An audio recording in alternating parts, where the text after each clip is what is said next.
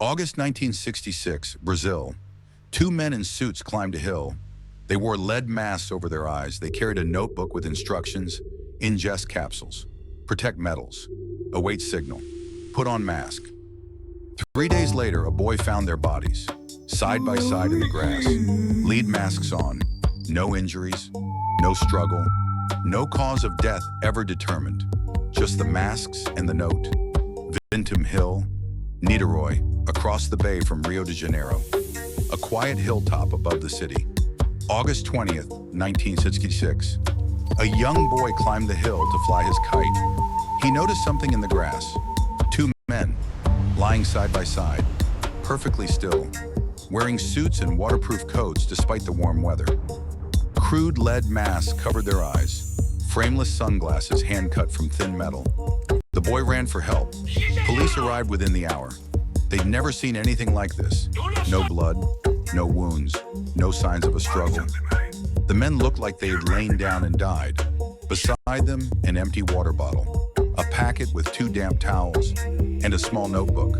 A notebook held a single page of instructions. In Portuguese, a protocol for the unknown. 1630, be at the specified location. The first instruction, a time and a place. 1830, ingest capsules. Second instruction, 2 hours later, swallow something. What capsules? After the effect, protect metals. What effect? What metals? The note gives no context. Await signal. What signal? From whom? From what? The note doesn't say. Mask, the final instruction, 1 word. Put on the lead mask and wait. The men were identified quickly. Manuel Pereira de Cruz, 32. Miguel Jose Viana, 34. Both were electronics technicians from Campos dos Goitacazes, a small city 3 hours north of Rio. They'd colleagues, friends. They left home on August 17th to buy materials for work. They took a bus to Niteroi, arriving around 2:30 in the afternoon. They went directly to the shops. Receipts showed they bought waterproof coats, water, items for the hilltop, not electronics. A waitress served them water at a bar. She said Miguel was nervous. He kept checking his watch. That was the last confirmed sighting of Miguel and Manuel alive. After the bar, they vanished. They climbed Vintem Hill, donned suits and waterproof coats, and followed instructions. They ingested the capsules. They put on the lead masks, they lay down in the grass, and they waited. Autopsy inconclusive. 3 days of tropical heat destroyed evidence before their discovery. Toxicology tests returned no definitive results. Whatever capsules they swallowed couldn't be identified. No poison or drugs were detected. The cause of death remains officially undetermined. The lead masks were the most disturbing element. Thin sheets of lead, hand-cut into eye mask shapes. Police searched the men's homes in Campos. They found materials for making lead masks. And something else, books on spiritualism, notes on other dimensions. They were scientific spiritualists. Friends confirmed Manuel and Miguel believed otherworldly contact possible via ritual. The group used psychedelics in experiments. The note's capsules were likely hallucinogens. Lead masks were protection. Not radiation, but a blinding, supernatural light they expected. They believed that when the signal came, a light so bright it'd damage eyes, they'd need protection. The signal never came. The light never appeared. But something killed them on that hilltop. Or did the signal come? Local residents reported strange lights on Vintem Hill the night the men ascended.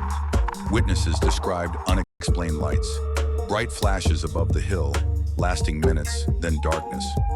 Were the lights real? Were they related to the men's deaths? No one knows. The note's instruction to protect metals baffles equally. What metals? Watches? Components? As electronics technicians, they understood circuits, signals, frequencies. Were they building a receiver? A receiver for a signal from beyond, a device to detect contact. The electronics fused with the spiritual. But no such device was found on the hill. Only the men, their masks, and the notebook. Brazilian police investigated for 3 years.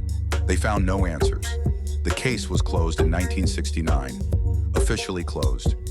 Unofficially, the lead mask case has never left the public imagination in Brazil. Theory 1. Lethal overdose.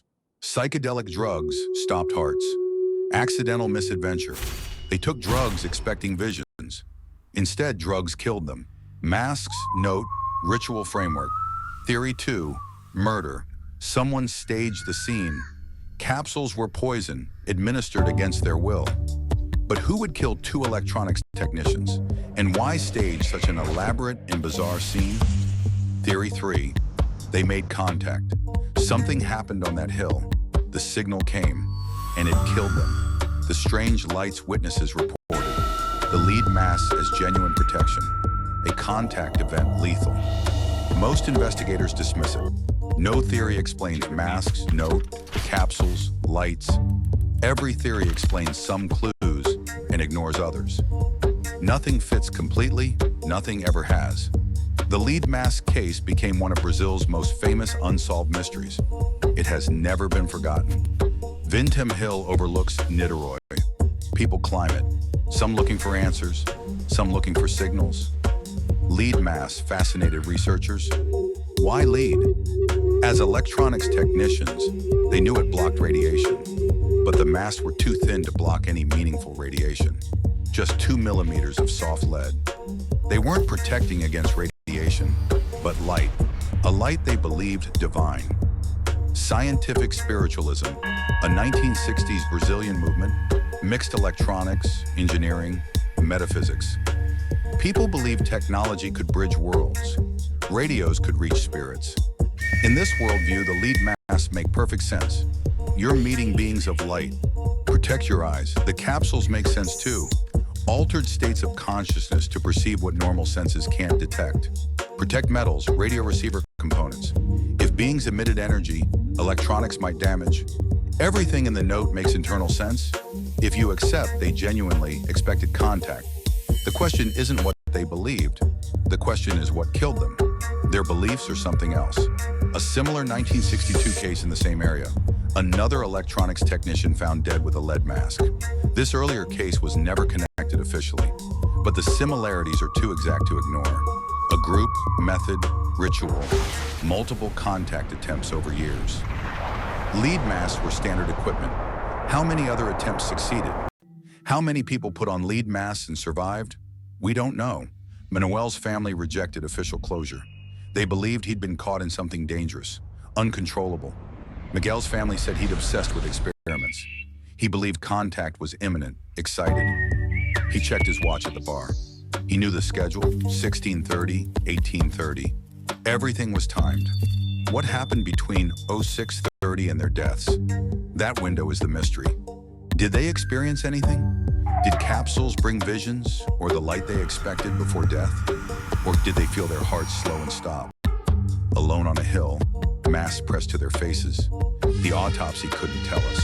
The tropical heat erased the biochemical evidence within 48 hours. Today, modern toxicology would identify capsules in hours. In 1966, science wasn't there. The lead mask case intersects science, faith, death, the unknown. It defies categorization. It is too strange to be a simple drug death, too mundane to be genuinely supernatural. It occupies the gap. And in that gap, the lead mask case has lived for 60 years, growing stranger with time. Niteroi and Vintem Hill have changed, but the questions haven't. What killed them? Why the masks? Were Manuel and Miguel fools, visionaries, victims of their own beliefs, or victims of someone else's? The lead masks now sit in a Brazilian forensics museum. Behind glass, they still hold the questions they were meant to answer. Two electronics technicians from a small Brazilian town left home on a mission they believed was real.